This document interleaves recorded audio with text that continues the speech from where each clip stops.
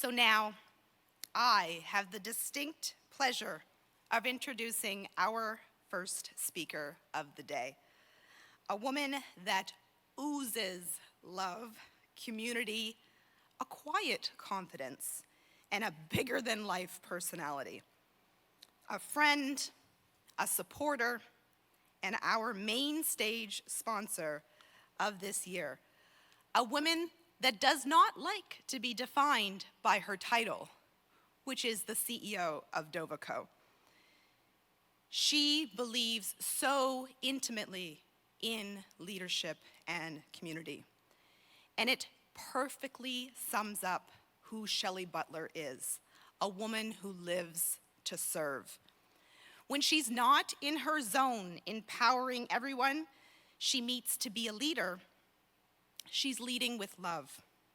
Shelley's in her other zone, enabling her healthy habits to lead her with daily exercise and journaling. Her most significant accomplishment is raising her daughter, Nicola, who just began her career as a school teacher. A previous self-described deadhead who followed the Grateful Dead all over North America with her husband. Please welcome to the stage Shelley Butler and her talk, Victim to Victorious.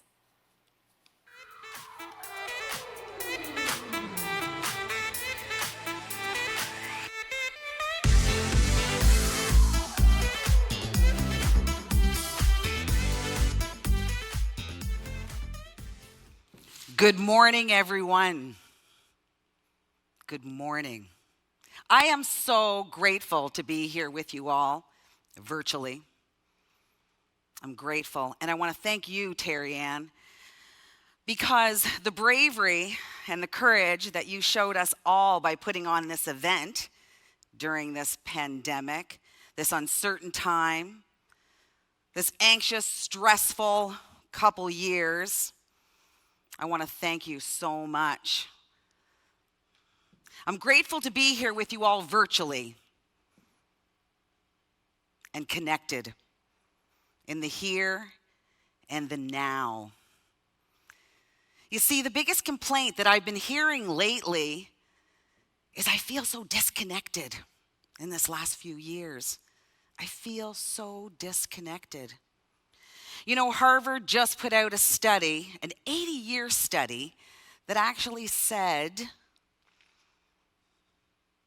that what the key to happiness is social connection. Social connection. So we better figure it out. If it has to do with our happiness, and we all want that, we better figure it out. You see, our beliefs tend to keep us stuck. Our belief about connection is about if I give you a hug, if I can look into your eyes, if I can touch you. That's our perception about connection. Our beliefs can keep us stuck. I know mine did. Years ago, I was invited to this leadership conference, an amazing opportunity for me. And it was at the Ritz-Carlton in Toronto. And I was so nervous. I was feeling unworthy. I knew that everybody saw that I was broken. You see, this was a conference like no other that I had ever been to. I didn't actually get on that plane or actually buy my plane ticket until the very last minute because my unworthiness held me back. I landed in Toronto. I walked into the Ritz-Carlton and felt even smaller. This place was beautiful. Got in through the lobby. They took me up to my room. Yes, this place actually takes you to your room. Not only did they open the door and I walked into that room, but that hotel room consisted of 3 rooms. The bathroom mirror had a television in it. I was even smaller. I was not worthy. This conference was filled with millionaires and one billionaire. I wasn't even a thousandaire. So I wasn't worthy to be there. The next morning came. I got dressed up. I went to the conference floor at the Ritz-Carlton. Opulence, beautiful food everywhere, a barista in the corner. I went there. The doors opened to the conference. The music was playing. It was crazy. People were running to the front, including myself. This conference was a lot of money, a lot of money. And, I was going to sit as close to the front as I possibly could. And I made it. And I sat down, I had my notes. The conference organizer got on the stage and came out larger than life. And he said, for the next 4 days, it was a 4-day leadership conference. For the next 4 days, we are going to show up in our truth and in our authenticity. And then in the next breath, he said, stand up and share your deepest, darkest secret with the people around you. I knew everybody knew I was broken. I wasn't feeling like I could do that. But everybody was stood up and everybody was doing it. What came to my mind was, I'll forgive my rapist. I'm like, where did that come from? But I did. I stood up and I leaned into the very first person I saw and I said, I'll forgive my rapist. To which she replied, I'll forgive my brother-in-law who killed my sister 2 weeks ago. What? I knew that I wasn't the only broken one. I wasn't the only one feeling the hurt, the embarrassment, the loss. The 99 other people that were there with me, the millionaires and the one billionaire, were also feeling the same. We're also feeling the same. Connection was made. Connection was made. I lived in the world of victimhood for a really long time. I was the victim in victimhood. And I tell you right now, that neighborhood is shady. And you do not want to stay there for very long. When you tell your truth, when you're being authentic, when you're being vulnerable, all of a sudden that narrative has less hold, has less grasp on me. I was able to rid myself, or begin to rid myself of that narrative. So I say to you, connection is so important, and we must find a way to connect.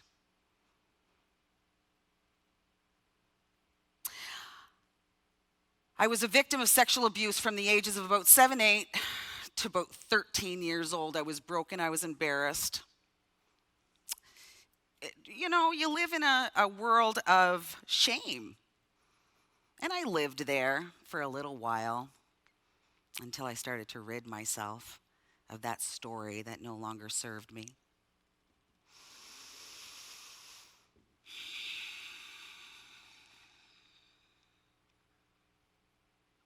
So let me just say to you now, those of you that are out there virtually in your jammies, do you feel a little more connected to me? So yes, I told you a story. I told you a story about the Ritz-Carlton and the fact that we got to whisper. I was there personally in her ear. But then I also told you a little bit about a personal story about me, my victimness, my victimhood. Can I get you to consider that we are a little more connected? Knowing that connectivity is so important, connection is so important. We decided at Dovico to double down in it, to double down in people first. People over profit even. Scary. We still have to pay our bills, of course. And we were in a place at Dovico that we certainly could. But we also knew that putting people first was going to be the winning ticket, the game changer. And it was. It was. You know, I just told you a story about me and how perhaps I wasn't showing up on the day-to-day because I had this narrative in my head of dirty girl, of not worthy, of a little less than. That narrative kept me in mediocrity for a long, long time. A long, long time. So knowing, again, that connection is so important. Imagine your coworker perhaps dealing with a father that's ill, maybe their own mental illness, maybe a mother who has cancer. Bottom line, not everybody has a great day. Not everybody has a great week, and not everybody has a great month or even a great year. So we as leaders, we as business owners, when we hire people to do a job, we expect the job to be done, right? And done well. That's our expectation. But what if we took a moment and we thought about the narratives, we thought about the stories that people hold on to that don't give the best expression of themselves? How can you be at your creative and your innovative best when you're carrying around those stories? So what if our connection at work became a little bit deeper? So it's not about, hey, did you get that line of code done? Maybe it's more about, how was Jacob's hockey game last night? Maybe it's about, how is your dad doing? I know he was in the hospital. What if we connected with the people, our coworkers, on that level? What if we took the time to do that? At Dovico, we have values, but they're not my values as CEO. I didn't stick the values on the wall and say, I want you to do those. I want you to follow those. What we said at Dovico is find your values. It's really important to focus and find your values. Mine are love, health, and integrity. And I discover myself through my values in others around me. It's an icebreaker. It's a way to connect with the people at work, the people that you spend so much time with, the people that you want to be creative, the people that you want to be innovative. What if you put them first? We did. And we were so pleased. We were so pleased at how things were going. You know, creating culture, creating Dovico culture for us, we understand is a process. And there really isn't, there are books written about it, but if you look into it, there's not many that have walked the walk. Dovico is walking the walk. We've put software behind it, software that matches who we are. We now, if you want to build your own culture, we now have a place for you to begin. And I'm so excited. You know, I ran into, when I became CEO, which is not that long ago, a week before the pandemic, I think, lucky me, I ran into a fellow high school friend. And he just became the interim CEO for Atlantic Lotto. And he's like, oh, Shelley, did you hear? I said, yes, congratulations. And he said, do you have any advice for me? I told him the best advice that I could give him was to shut up. And I meant it. Being the leader doesn't mean that you are the dictator. Being the leader means that you serve others. Like Terry Ann said, true leadership, in my belief, is about serving others. You see, I've already risen to the top. I've already risen. I let go of my stories and I rose. So now my leadership role at Dovico is about taking care of the people who are taking care of the business. And they know it. They know I have their back. Make a decision. Be excited about the decision that you're going to make.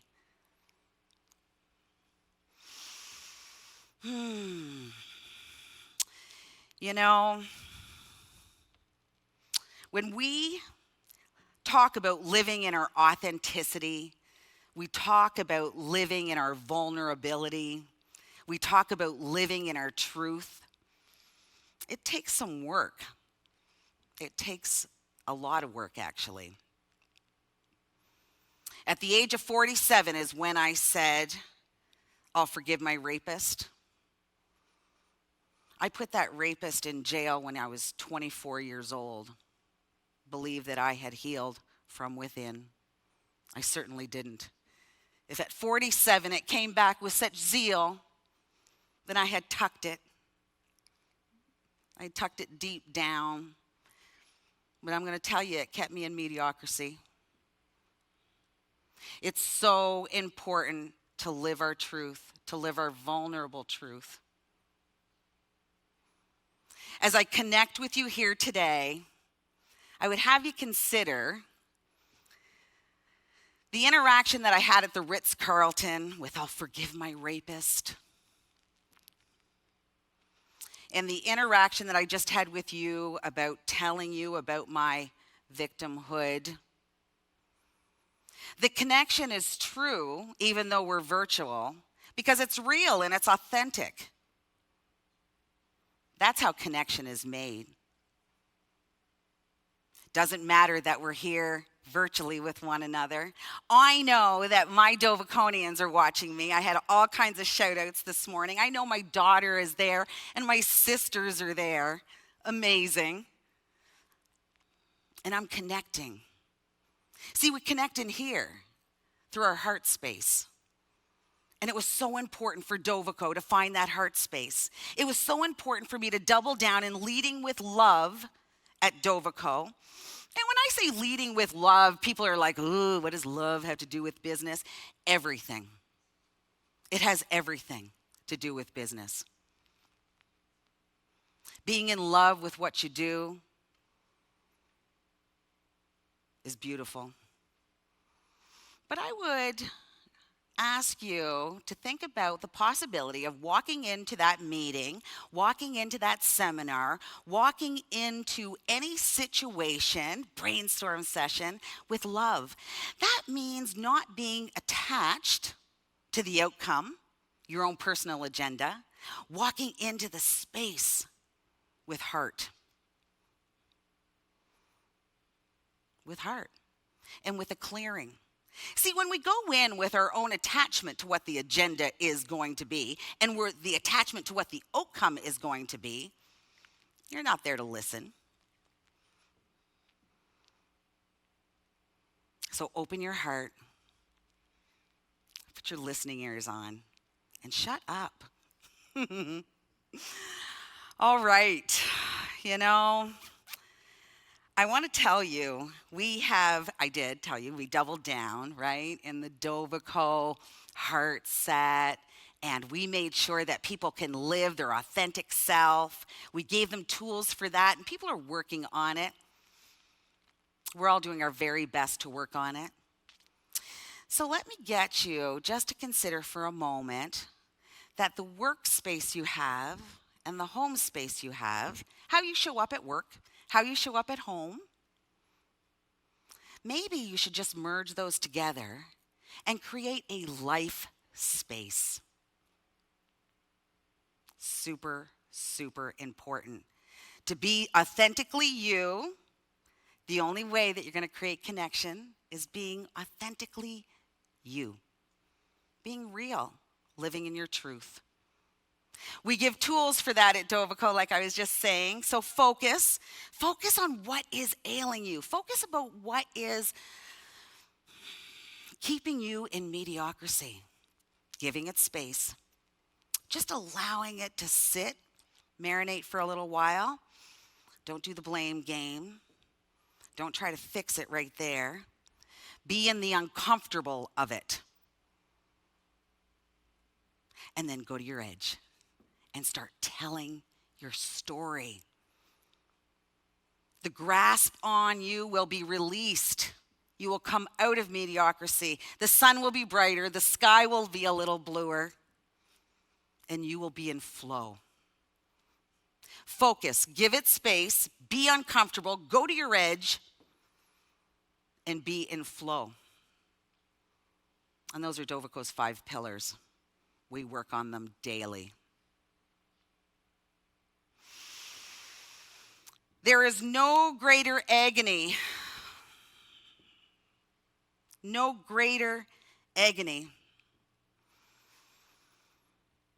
than bearing an untold story that's inside of you. I tell you that right now. I lived it. That's Maya Angelou. I love her. I absolutely love her. And when she said, I rise, yep, I did. I rise.